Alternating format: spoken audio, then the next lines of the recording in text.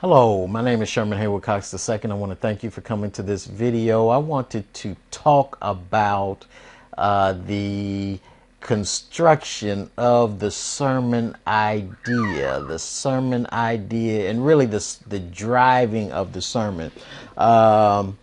Many of us will have a sermon idea that comes to us, and then we go to the Bible to find texts that will allow us to preach that particular sermon idea. Another approach that is taken is first to go to the Bible to find an idea, and then the sermon comes from that idea. Now, some individuals will attack this particular approach, saying that it is not faithful to the scripture, and we must only get the biblical idea from, we must get our initial idea from the Bible and the Bible alone. And I think that there is a value in that. However, there are some times when we have questions and we go to the scripture to find the answer to the question. See, we've got an idea, or we have something that we go to the scripture with first. And then from the scripture, we find the answer. So I think that there is value in having our experiences first and then going to the scripture, rather than going to the scripture first and then coming up with the sermon. Both of these are valid approaches, I believe. However, the question is, once the Bible comes in, the Bible is in the driver's seat.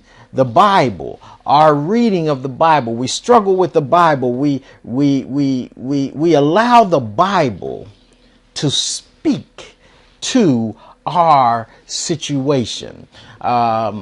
Here, the Bible will speak because you go there first. But here you start with our ideas, our concepts, our hopes, dreams, whatever, our experience. We have this idea, and then we go to the Bible, and the Bible gives us answers. The important key is not that you start with the Bible. The important key is that once you go to the Bible to find answers to deal with our situation, that the Bible is allowed to speak at that point. And then you will have a faithful text, a faithful sermon. So the Bible is allowed to speak in the sermon. Once again, the Bible is here, but one of the challenges with this is oftentimes it may not be related to life or real experiences when you do this particular approach. I don't want to say it's a bad approach, but sometimes you don't have that. Here, you begin with the relation to life, and then from there, you will have the Bible's answer, and then you will deal with that particular text in the sermon. Once again, this is Sherman Cox II. I want to thank you for coming to this video audio, however you received it. And I ask you to go to soulpreaching.com to find other resources just like this one. God bless you, and keep on preaching.